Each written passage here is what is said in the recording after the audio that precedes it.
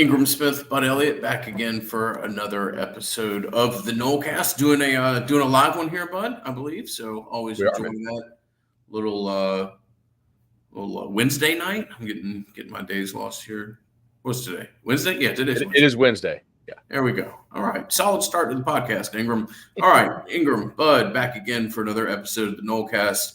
Did a couple of ping pong solo shows there.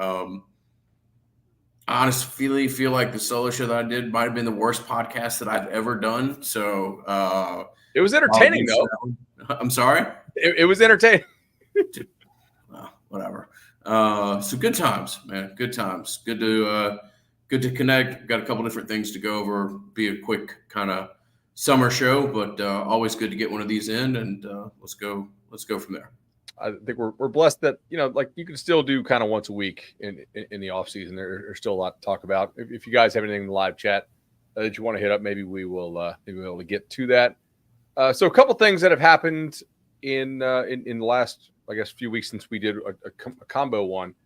I want to get your thoughts on the proposal to limit roster size, but I think that ultimately goes with the House decision. Again, if you guys want to know what the House case was about, cover through YouTube. What we did, it's basically an antitrust case with back NIL for all of the stuff that the NCAA prohibited. I think we're laughing at some of the same comments here in the live chat. But I guess just let's open with the House case. How do you think House potentially could impact a school like Florida State? How do you think the impact will be felt differently between maybe Tallahassee and some other schools and in different locales? Yeah, so it's interesting. We'll have to see exactly what the implementation of House means. The list of things that I know about House, but I don't know exactly how they will be enacted or what they mean, are very long. What I absolutely know about it is short. What we don't know if there's going to be variance based off position you play, based off how long you've been in the program, based off even the program that you're in, if it's just going to be divided equally, how that's going to be cut up exactly. What I do think is going to happen is that it's going to put a premium on the absolute premium. The elite talent is going to be even more highly sought after. And we don't know exactly how this is going to shape out, but my general understanding of this is you're going to either have the option to opt into House or choose not to. And if you're a premium player, it may very well make sense not to opt in. And now it's almost certainly going to be the case for the Shedeur Sanders, for Jordan Travis last year, for even Jared Verse last year. But I'm not sure that circle may grow larger than people realize. It just depends on, again, what the number is ultimately, how this rev share is defined and then broken down and paid out. But the number of people that it might make sense to not opt into House I think is going to surprise some people. Could be as many as, maybe 20 or 30 people on a football team. Again, we're just going to have to see how that gets divvied up and then what the ramifications of that are. As far as the first part of your question about roster size, I don't know that we're going to immediately be at this place to where it's 85 and that's it. But I do think the days of, Georgia having 158 guys on the sideline or whatever are probably over. Okay. That will get streamlined in some degree. It may be that you can carry, and look, this is just a hypothetical number, but would it surprise me if maybe you're allowed to carry 15 PWOs in addition to your 85 scholarships or something like that? Yeah, I think that will happen. I don't think we're just going to snap our fingers and it's going to be, you can't run out on that field unless you're one of the 85 acknowledged scholar. And when I say that field, I mean the practice field, unless you're one of the 85 acknowledged scholarship players. I just don't think it'll go that quickly. But you and I were joking about NIL before show. I was laughing about how delicate that we being the battlesend.com, a great opportunity to join and support the NIL efforts at Florida State. But I was joking with you about how delicate we just had to be in like the language of the videos that ran on the Jumbotron in game last year. And fast forward 7 months, I don't think we're all that far away from players like potentially wearing the brands of NIL partnerships and stuff. Like you may see deliverables, if there's even a deliverable model in it anymore, being, there's always been this rule of time in which players are referred to as on call that you could not bleed NIL into.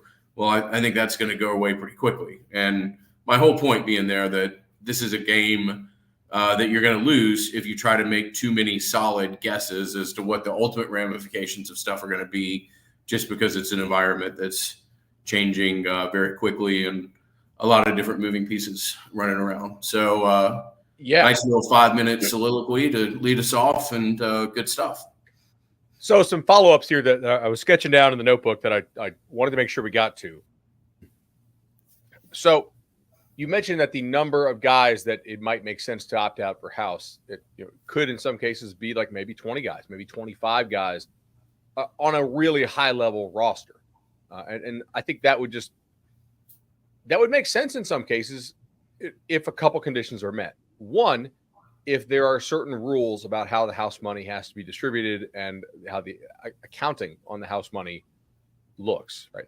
Is a scholarship technically part of your house money? Is your cost of attendance technically part of your house money? Are they going to try to roll that up? Do you have to spread the house money a little bit more equally across your roster, right? If so, obviously it would make a lot of sense for your high profile players, your players who have, I would say, not legitimate NIL value, but more of it compared to some of the lesser players on the roster, that they could probably get more if they were not just paid out purely by house. Title IX is another thing here. I think I sent you that there's like a 65-page interesting little law review article. But ultimately, I think house is also going to be determined in part by what happens in November, right? Because whoever wins the election at the presidential level will choose their own Secretary of Education. And almost every time that happens, you get very interesting interpretations of Title IX. I did a lot of work on this when we were covering the Jameis stuff back with Tomahawk and back in the very early days of Nolecast. And like that Dear Colleague letter that they sent to schools in 2012 was confusing as hell, actually, and not something that made that process with Winston easier for the school, him, or really anybody. So not to get political, but politics will also play into this house thing for sure, as does Congress, and probably not quickly, but maybe next year's Congress. Do they take a look at this and say, you guys did a pretty good job, and we're going to take that ball that you matriculated down to the 30 and punch it across the goal line and give you all the antitrust exemption and the congressional declaration that players are not employees and all that kind of stuff. Kind of doubt that overall still. Like some of these comments made by the senators are still pretty much like, guys, like we're still going to need to probably get to some collective bargaining at some point down the line. But again, who knows how quickly that comes. It also, there are certain guys who it definitely makes sense to opt out regardless of the quality or lack thereof of the collective associated with the school. Now, Florida State athletes are really damn lucky that like you kicked ass with the Battle's End, right? Like nobody says anything bad about Battle's End now. You guys crush. Like there's a couple out there like that are just really top notch. Other schools are still trying to really get that thing going. We've seen schools have a lot of different collectives, start and fold, and just always kind of.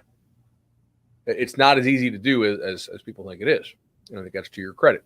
But at some schools, like, yeah, sure, if you are somebody who is like legitimately nationally famous and you have value like way beyond maybe brands that are associated with the school or region. I'm talking about like national value. You're going to be in national commercials. You should opt out of house, I think, pretty much regardless, because of all the extra money you'll be able to get, like just with your agent. Yeah. But there are a lot of these guys. There's maybe 3 to 5 kids a year who fit that. Right, exactly. Shador, Travis Hunter, Arch Manning, if you wanted to. I don't even think Carson Beck is that recognizable, right? Like on a national TV commercial, how many of our listeners do you think could pick Carson Beck's face out? No, the only other kid that comes to mind is maybe the other Texas quarterback. I mean, Ewers maybe Texas may have 2 of the 4 at quarterback. But he cut the mullet. Yeah, true. So for the vast majority of really, really good players who are only in college because the NFL kind of got some favorable rulings that said, we don't have to take these guys and they got to stay in college for at least 3 years.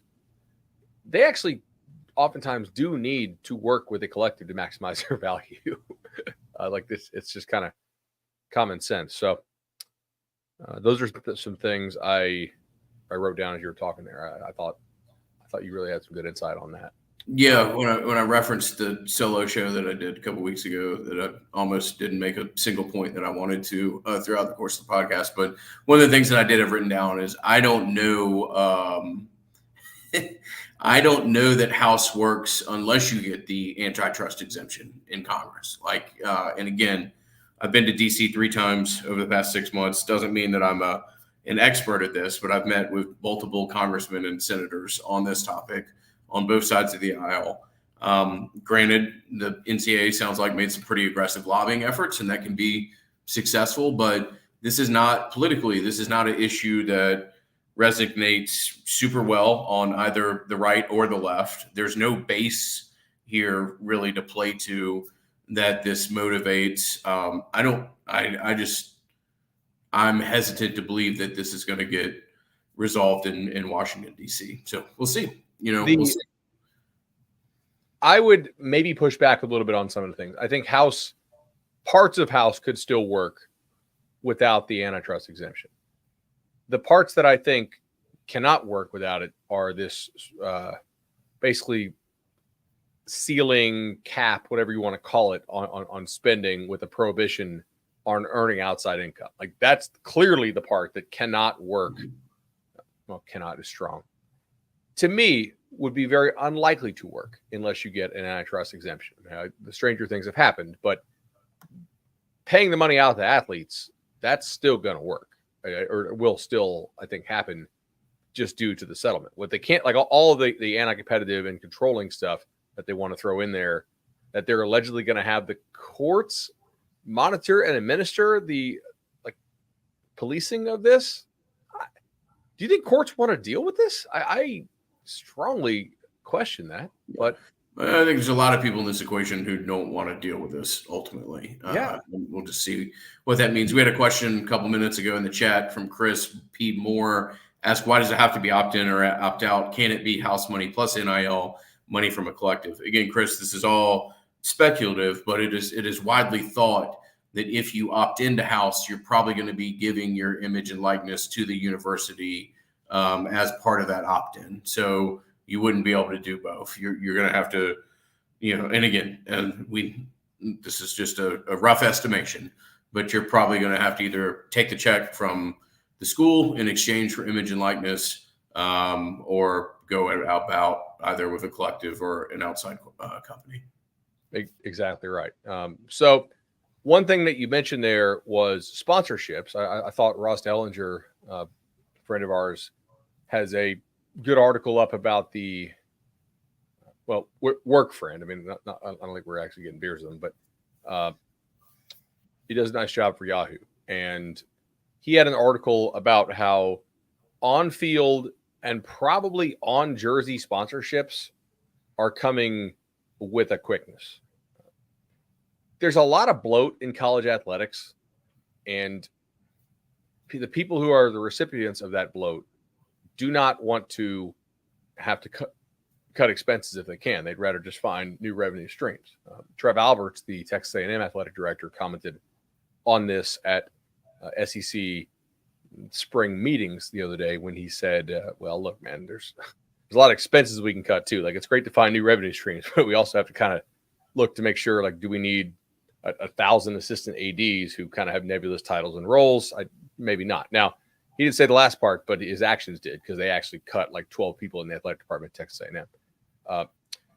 But yeah, man, like, I got to ask you, who would you want to see so you can do the sponsorships according to Dellinger at the 25s on the field and also at the 50, which I don't really think they want to not do what FSU does at the 50.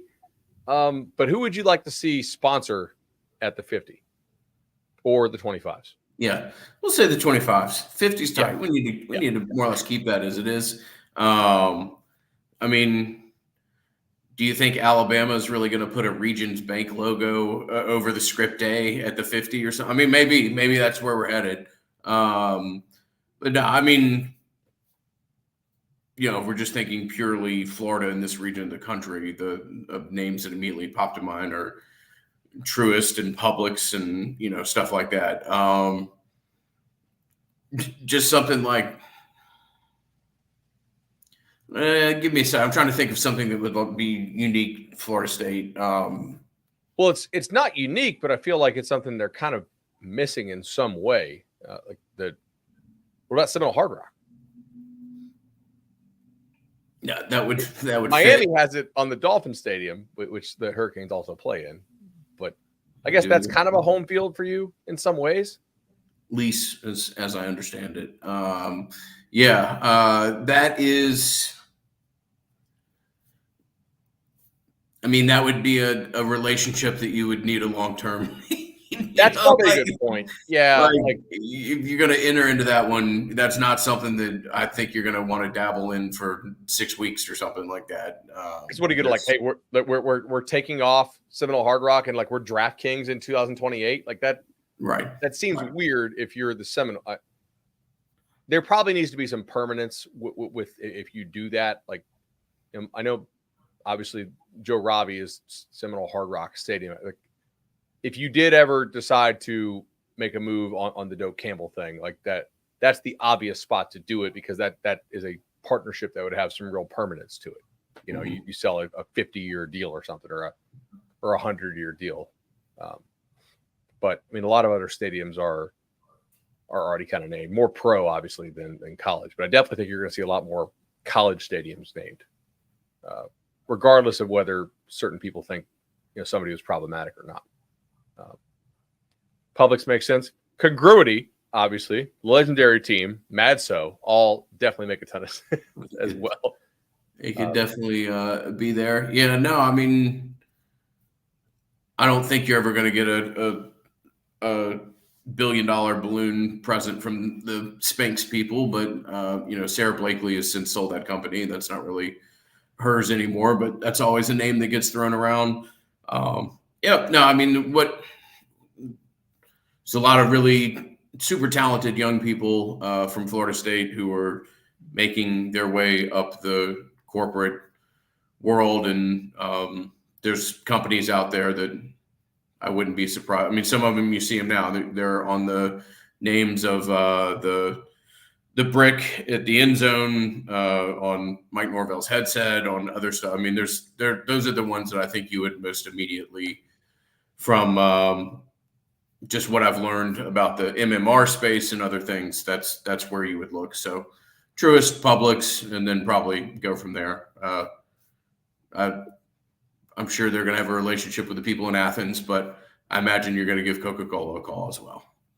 That makes a lot of sense. I think, even though FSU may be a little bit more hard up for money than, say, like an Alabama is, because of the TV contract, which is obvious, I still think you want to do it in a tasteful manner, right? Do you remember when FAU they announced that their stadium was sponsored by like the largest private prison in the country that was also going through like a major like scandal at the time, and people were like, "Wait, really? Like this is the day you guys want to announce this?" Yeah. So I think they would do it. If you had a company called Doak South, that would be incredible. Yeah, no, I mean, I default to that of what I know, and I feel like I've watched this whole thing play out in European soccer 30 or 40 years ago, as far as you've got a main sponsor on the chest, and then 10 years later, you've got one on the shoulder, and then another 5 to 8 years later, you've got one on the back thigh. And I mean, I know where this is going. And a lot of those classic jerseys, as they first started to incorporate sponsorships on the chest and stuff, have kind of turned into classics and stuff like that. It wouldn't surprise me if that's not if you're not going to see a Coca-Cola or something like that on the jerseys of your favorite ACC, SEC, or Big Ten school sometime soon. Do you think there will ever come a time where players would negotiate parts of their jersey so that they could sell it themselves in game, assuming non-competitive sponsors? So they could sell this, but you're not saying like the actual jersey selling it after the game. You're saying the space on the jersey. Correct. Let's say if Kromenhoek was a prospect 5 years in the future, do you think he'll be like, hey, Florida State, I would like to have the right, shoulder patch as mine to sell? I mean, it wouldn't shock me. Feels like we may be headed in a direction somewhat similar to that. I mean, would it shock me if a golf prospect isn't having that conversation in 3 years about like, hey, I'd like to be able to sell my bag. I think that's maybe where we're headed. You're going to have to help me with this. And if this is an inappropriate comment, I'm going to get it off the screen. But DC Lysel says FSU is going to look like the Mexican Soccer League. Is there I've never watched that. Is that like? Are they I think he's just talking about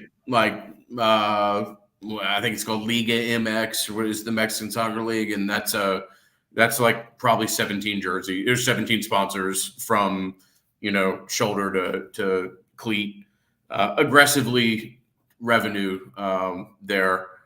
The NASCAR model was what others are saying. Yeah, absolutely. You'll have many a sponsorship opportunity. I'm shocked almost that in fact, I think I think I remember conversations with people that brought this up. Like, I don't think you're probably too far away from having, at the very least, a Publix or whatever other sponsorship on your practice jerseys. Right? I mean, that's probably in the near future. The Boston Celtics have a big ass sponsor on the Boston Celtics, who look, I don't even like the NBA, but playoffs are good. But that's a hell of a lot more iconic brand across American sport than Florida State or Alabama or Penn State or USC or whoever you want to pick. Like, that's, I don't think the Yankees have sponsors on their jerseys, but like if the Celtics do, everybody who runs a major college ball team is going to be like, well, guys, if the Boston Celtics can do it, we can probably get away with doing it. So, yeah, I think it's coming, man. Now, do you think they would have green Publix practice jerseys? I mean, they do have the occasional green jersey. That's good. That's good. We're headed in the right direction there, certainly. This was an interesting one from ML1219. He says, what probability that FSU goes independent in the near future? If you have the ability to put a number on this, I'm really curious what the number is and how you reach that conclusion. But while you contemplate that, I can't explain why they would consider doing it. Now, consider is not that they will do it. It's not implying a likelihood that it's going to happen. I don't necessarily think it's going to happen. I think the reason you would do it is if you needed to establish some like clear and formal break from ESPN to where ESPN would not be entangled with the remaining ACC teams, to where it looks like they took a team from the ACC to give them to the SEC. right? If you kind of need to get free and clear of it for a minute, and by a minute I mean a season or two, that would really, in my mind, be the only true rationale for going independent in the sport of football, which I do not currently believe that they will do. But unless can you think of more reasons why they would do it? I would cut and paste exactly what you just said, and I would underline the year or two part of your answer. Yeah, it would be. I don't think anything like that would ever happen. If it did, it would be as some kind of, transition with a well-defined carve-out of 1 or 2 years. Yeah, and I think others would somewhat be in on it as unofficially as possible. But yeah, you don't do that blind. So, oh shoot, should probably talk about our friends, the Legendary team, dude. Chad keeps killing it, and 844 FSU loan is the number to call. I love every day, not every day, thankfully, but I love every month when I get that notification. My mortgage is hit, got a great rate, awesome customer service through the Legendary team. 844 FSU loan is the number to call. Also hit their link in our show notes. Just pull it up right here on your phone or your computer if you happen to be watching us on a computer. I appreciate that. Let me see here. Nick says, how weird is it to do FSU summer school when you're one of the most informed FSU guys on the beat? Well, it's not really weird. I have to not dumb down the questions, but I have to make sure the questions don't presuppose knowledge of the team because, again, the audience is not Florida State fans for that. The audience is everybody else. Summer school, you're learning about everybody else's team, most likely. So I try to throw out some questions that are just too in the weeds. And Sonone does a tremendous job at Knowles 24/7. So I want to give him the opportunity to flex his knowledge and share his opinion, just like I do all the guys on the 24/7 Sports Network. So it's a fun one to do for sure. And we chop it up, a good bit off the air. On the air, though, I'm trying to get kind of the same format for pretty much everybody. I thought it went well. I mean, Miami fans in the chat disagree, but they are online creatures for sure. Did you see the ticket deal that Miami is doing? Yeah, I saw it. Dude, I saw it. Come on. I was driving back to Atlanta from Tallahassee a couple days ago, bud, and I just had a special little feeling of contempt for Miami for whatever reason on that day. So I went back and listened to the instant reaction from 3 years ago. I'm like, hey, I want to go back and relive this. This is funny.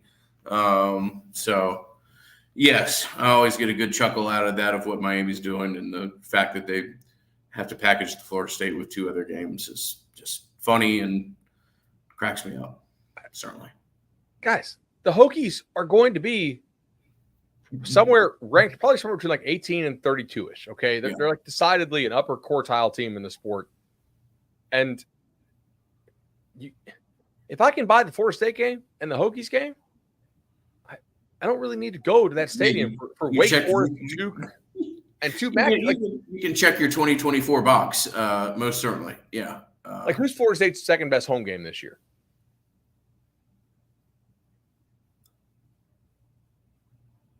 Well, I'm trying to think. I'm trying to think of a year in which they were really, really, really top loaded in Tallahassee. It'd be like, hey, we're going to give you the Florida game, and then you can also take either top 10 ranked Clemson or these 2 other scrubs. Everybody's going to take Clemson and Florida and call it a day. That's a terrible ticket package. What was the year that you opened with Notre Dame 2 or 3 years ago? Yes, I think that would be we'll give you Notre Dame, and was that Miami? Yeah. What are we doing here? When I say terrible ticket package, I mean terrible for the school. It's tremendous for the fans, actually. Yes. Although it's bad for the players when you have 6 games that nobody's going to go to, or 5 or whatever. Question for you. What are the Knowles games that when they come on, it used to be on Sun Sports, but RIP Sun Sports, that when they come on the ACC network, or when you see them served you in your feed on YouTube, that you'll just pretty much no matter what, stop and watch? This is kind of a take off on the what movies, if you're scrolling across and TNT or TBS is playing them, you got to kind of stop and watch. So you're asking me what the Goodfellas equivalent to Florida State games is. Dude, is that so watchable? That I will also watch Scarface. Maggie makes Yeah. fun of me for it, but like, it's solid. I mean, you're talking to a degenerate, man. No, If I get into a Florida State game, I'm probably going to watch it. I want the In deep general, cut. what I've made a proud step forward is that I will no longer like passionately take notes about it and then want to call people like you and be like, no, but look at this blown screenplay in the third quarter or blah blah. Like I mean, I don't know. That probably was paired with some Adderall in my early 20s or something like that, that I would feverishly take notes on games and then think that I had, discovered some incredible thing on a rewatch. But no, I mean, any of them give me the 90, Ricardo Castro, 93 Florida, 98 Florida State, Florida game with Marcus Outson, RIP, the almost any game in 11 or 12 with Jimbo, just because you were like started to see the signs that, hey, you might really be good again. Like these are high talent pieces for a program that hadn't seen it in a while. Very, very similar to what I think I'll feel about this program in 22 and 23. I mean, and this is recency bias, but I watched the Louisville game for the first time since December, since watching it in person, because it took me a little while to get emotionally prepared to watch that game and not think that I was going to be, get my guts ripped out the next morning after watching it, as occurred 7 months ago. But that Louisville game, I think I'll forever enjoy. It's just such a fun game, and the defense is so incredible, and the Rams social media team is still pumping out awesome content tied to Verse and Fisk and everything else. But to sit there and watch Sean McVay and their GM talk about how Florida State's defense just surged at the end of the year and the level of play that they were playing at, and that all kind of culminates in the Louisville game for me. So maybe a recency bias, undoubtedly recency bias, but that's one of the 4 or 5 I'll put on the board as well. Do we know where Connor Stallions was on that night? Because dude, Adam Fuller just ate his lunch. I mean, that was that was. I know Fisk and Verse, like they went boss mode up front physically, but also almost every call was like perfect. So yeah. Well, you know what? I meant to add this to the sheet, bud, and I didn't. It's my fault. I think that you probably got to give Adam Fuller some credit when you hear the reviews that guys like Renardo and Jarian are getting right now. I mean, those are 2 guys that sound like they are wildly prepared to start playing on Sundays immediately. And, obviously Coach Surtan's done a really good job. There's been some turnover there. And Adam did a really good job of coaching both of those guys up and getting them, getting them ready to be as pro ready as they appear. So not only were you good up front, I think you're getting quickly reminded that you had some real difference makers in your secondary as well, and still do, fortunately. But yeah, there are some games that weren't even really like good games, but they were good size of the ball if you want to watch. So, and oftentimes in the rivalry paired with really inept offense in the aughts from the opponent. Generally Miami, because with Urban, Florida scored a lot of points. Like go watch the Miami Muff and just watch the Florida State defensive series only in dope. Like I most of these hits are illegal nowadays anyway, but also you didn't see these. Like if you are somebody who just watches this game, like, wow, was college football really like that back then? In some ways, yes.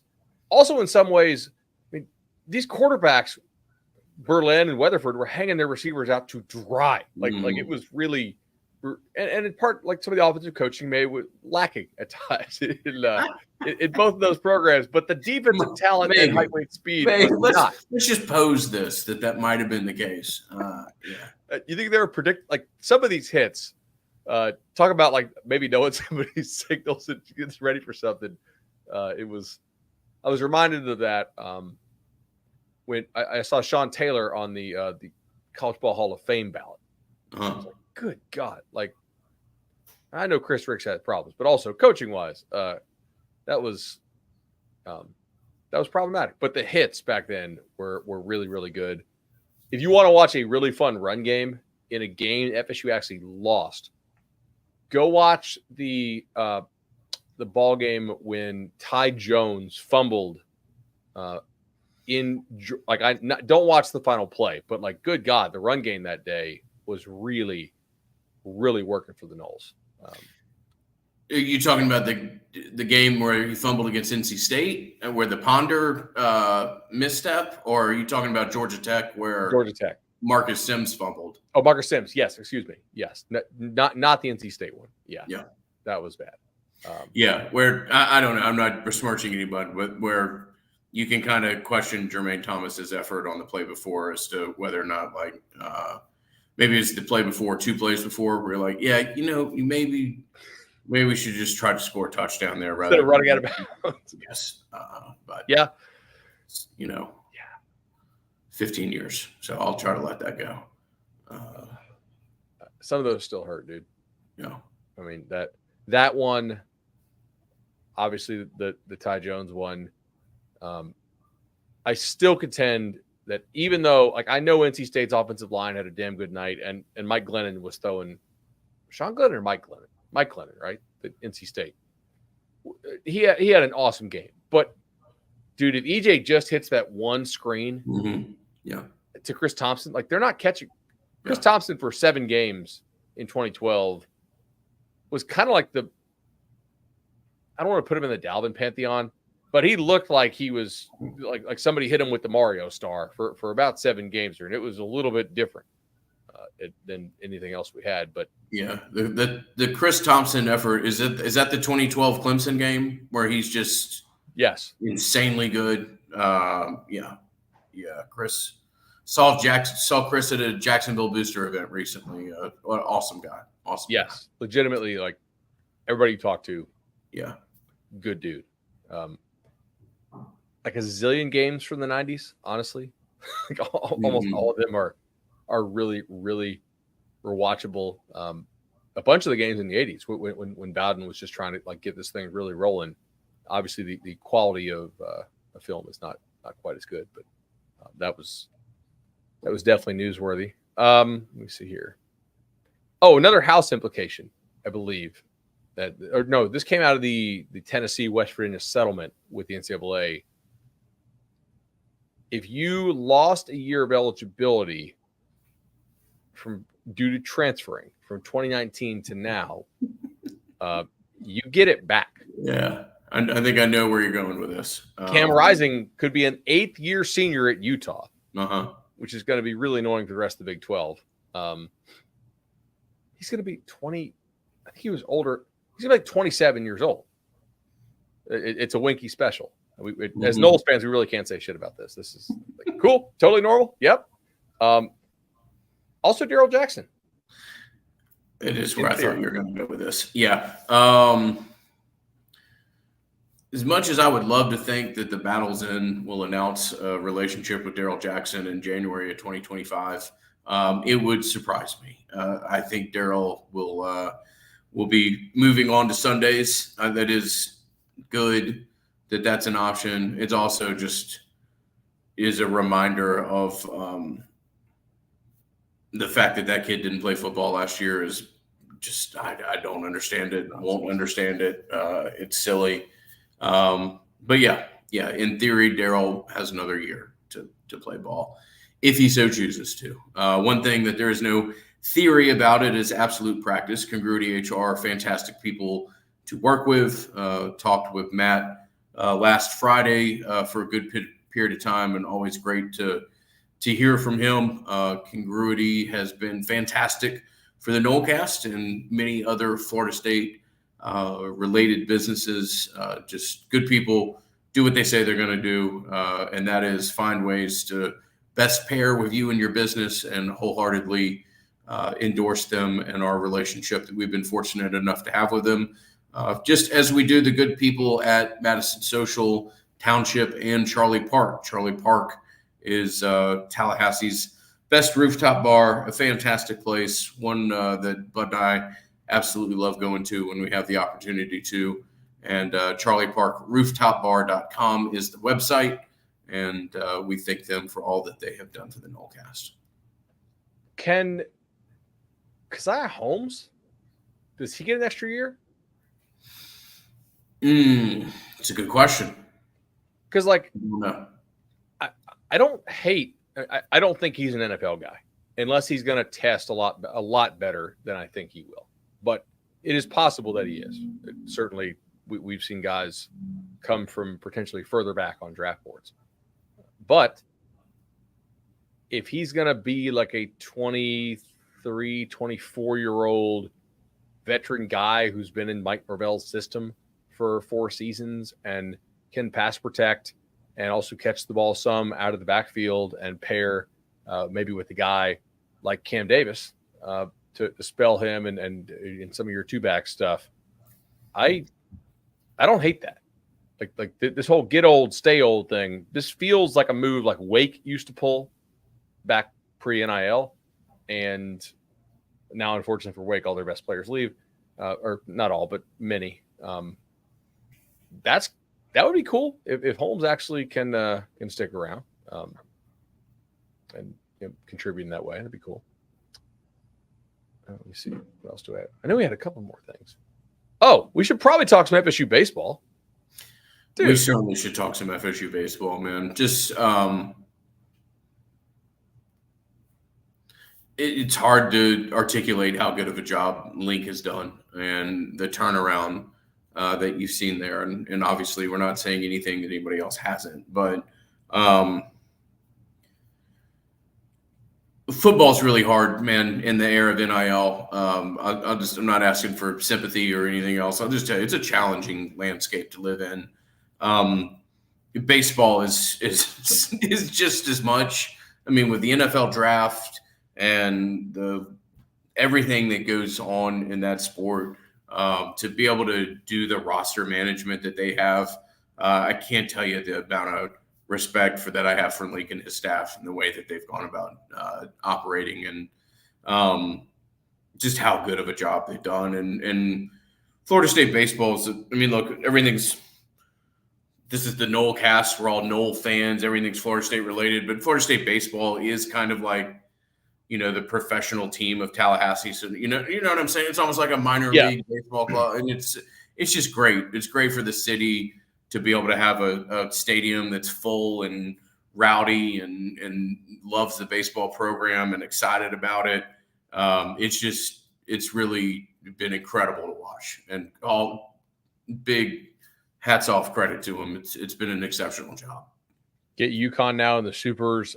Look, UConn's good, but I think Florida State's better, and I think you really have to like your chances for taking care of business. And this team can rake. We know it can. I'll also point out that the SEC did not have as good of a showing as it could have had in the opening round of the regionals. That, in theory, and I don't know if this is going to play out, but I think it could play out something like this in the committee room. Hey, Greg's lackey over there.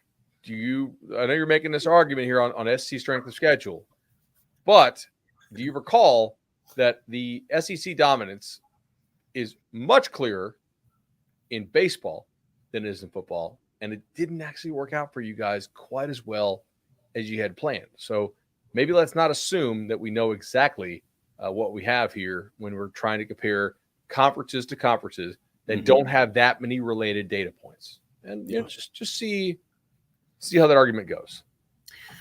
I think it's a great point. My only concern is how listened to is it in 6 months? Does it ring true in a hotel ballroom in Dallas or wherever the hell these decisions are being made? We'll see. Well, sorry, I was eating my jalapeno cream corn with the huge they just apparently the jalapeno cream corn at the Gaylord Dallas is amazing or something. What a caricature of a sport we have sometimes, man. But it is. We'll see. It's I would hope that that's the case because the thought process is that the SEC is just that much better than everyone else in baseball. And you did a good job of talking about this on the solo show last week. But no, it certainly didn't play that way. You know, a lot of those teams got bounced. Georgia did beat Georgia Tech, but I think it was in the 10th inning. Otherwise, those stats would have even been worse. But yeah, 10-11, 6 were eliminated, and they really weren't far off from that number being 7 or maybe even 8. So, specifically as the argument will go in the room, I do have a little bit of concern about the September that the ACC may or may not have. If you peep this schedule, so Florida State, Georgia Tech got to handle business there. Obviously, SMU is not going to lose to Nevada. Nevada's, if they do, then good Lord. North Carolina at Minnesota is standalone primetime game. So everybody will watch that because there's no NFL yet that weekend. Minnesota is a team whose win total is like 4.5 in the Big Ten. Carolina, their win total is like 7.5. Minnesota's favored. So that's not great if you come out the gate and one of your teams that is projected to be a top third team in your league as far as projected record by Vegas is losing to a team from the Big Ten that's not projected to make a bowl. So I think Carolina winning that one certainly could help you because then all of a sudden you get like maybe an 8-win or a 9-win Carolina team. That looks a hell of a lot better when you're building that resume. TCU at Stanford. I mean, obviously TCU's favored by a pretty good bit. I don't think Duke's going to lose to Elon. I don't know anything about Elon, though, so unless you do, I guess we'll TBD that one. Clemson's a 2-touchdown dog to Georgia. Like, that's not great, man, if that plays out like that. Now, I don't think the Hokies are going to lose to Vanderbilt. Miami is like a 3.5-point favorite in the Swamp. That's an SEC team. Very unique schedule, as we discussed on the last show. But their win total is 4.5. Like, Florida State needs Miami to beat Florida, I think. Or now, granted, if you just win the league, you're in. So just handle your business. But in terms of seeding, I do think that we kind of need to think about, like, all right, 13-0 ACC champ, if you get there, if it happens, you want to have that ammo to argue against 2-loss Big Ten champs. So you get that number 2 seed, right? And you certainly want to not end up as the 4 seed. And you want to make sure you're ahead of the Big 12 champ. Let me see. Anything else week 2? There's some weird stuff here. I'm like, I was looking at this earlier today. I was like, I'm not in love with some of these early games. So let me see. Georgia Tech, BYU at SMU you should handle. Pitt at Cincy, right? Like, Cincy was terrible last year. So was Pitt. Like, can Pitt handle their business on the road? I don't know. Like, Cincy could be favored there. Cal at Auburn. Cal's an ACC team now, which seems very weird to say. You're probably going to lose that one. Marshall, Virginia Tech. Like, didn't Marshall beat the Hokies last year? Like, that kind of thing definitely can't happen. Tennessee at NC State. That's in Bank of America Stadium in Charlotte, so it's not they're not going into the Wolfpack Stadium, but that's another one right there. Like, you kind of need, if NC State is your 3rd best team in the league or 4th, and Tennessee is probably somewhere between the 4th to 8th best SEC team, you kind of need them not to get their doors blown off. I don't know if you have to win, but just looking at this, I don't necessarily love how the narrative is potentially going to go for the conference, which is another reason why you need to get the hell out of this conference. But as long as you handle your business and you win the league, you're in. But you do, for seeding purposes, kind of need the conference to look a little bit better than I think maybe it will. Who knows? Yeah, mark me down as not thinking that the ACC is going to come out of the gates all that strong. So okay, yeah, we'll see. All right, so just let's kick ass and then let the chips fall. Well, it didn't work. Dude, by the way, did Sano nail that line? I don't know if you saw the promo for Summer School. Well done, Brendan. Absolutely. That was delivered with. Yeah, that was laser targeted. I think those are the only ones. Oh, Ole Miss at Wake, whatever. Maryland at UVA. I don't think there's anything else on here. Like Boston College at Missouri, but again, that's not really a one that people will judge you for. So you got to get through those first 2 weeks for sure, and then we'll kind of see what else we got. I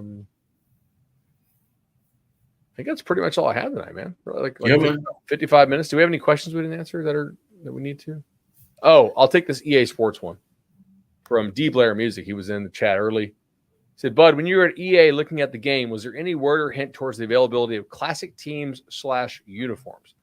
Would love to play as 2013 FSU in the correct uniforms. That might be the first, can we fix the uniforms related question we've allowed on the show for at least a year? Because for a while I was just over it. But no, they did not talk about that. I assume they're in there, but that's an assumption. That's not me reporting it. I will say that historically in EA games, classic teams and uniforms, or classic teams, and particularly classic players, has been more in the ultimate team kind of pay to play part of the game. So I don't know that you would just be able to upload. Although it does sound like much more of this particular game is built towards what's referred to as the dynasty mode or whatever, which historically has been free and kind of your traditional video game experience. So we'll have to see what the whole rollout and the ultimate team component of this game looks like. But ultimate team is where historically in Madden or FIFA, the soccer version of it, you've found the icons or the legends or whatever of past participation. All right, this is from Kevin, and he asks, Ingram, do you know if it's legal to throw rotten cabbage at corrupt sports personalities in Ireland? I think that was directed towards our friend Kirk. I imagine that's probably not encouraged by any means. I'm not trying to stir the pot at all. But I do think that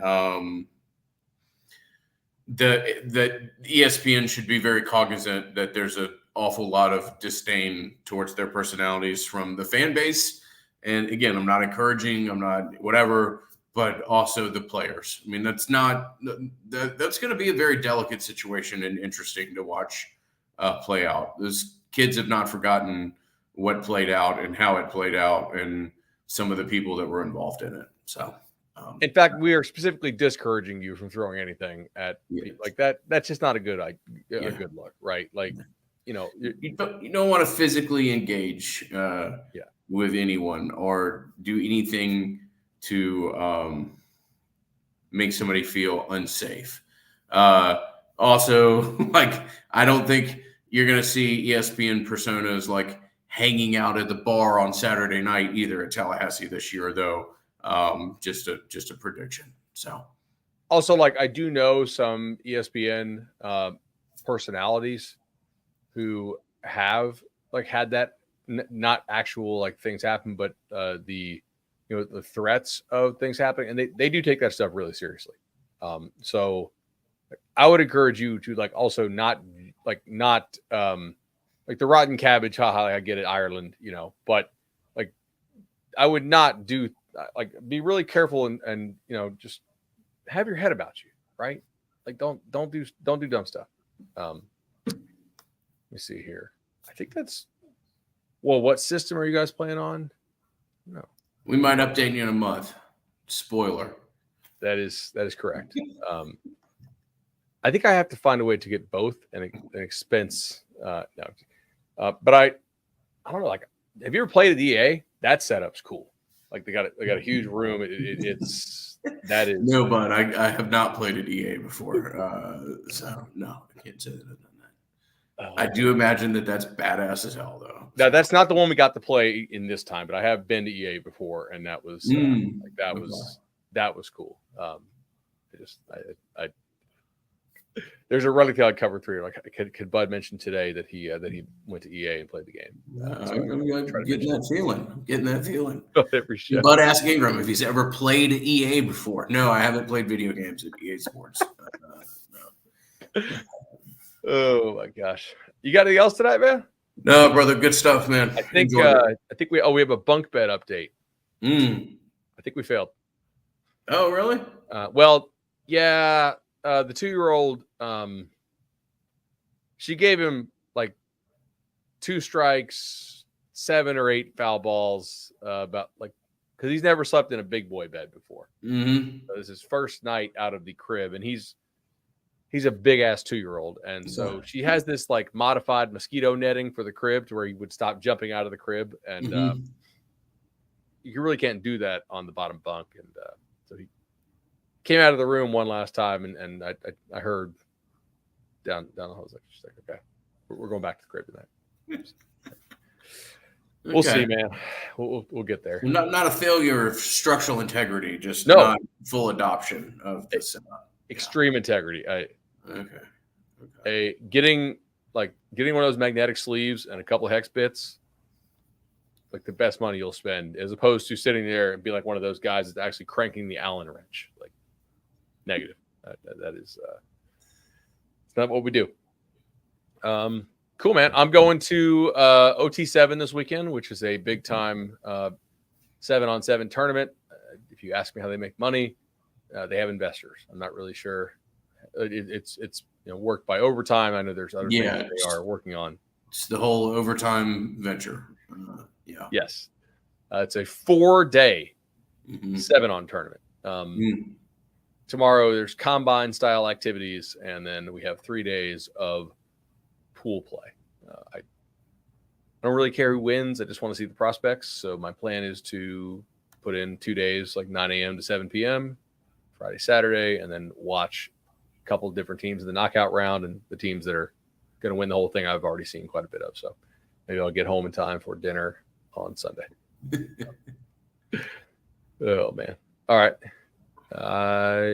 Looks like the chat's pretty dried up now. I guess I'll end it. Cool. All right, brother. Talk to y'all soon. Thank you as always for your support of the Nolecast. We'll be back in the next week or so.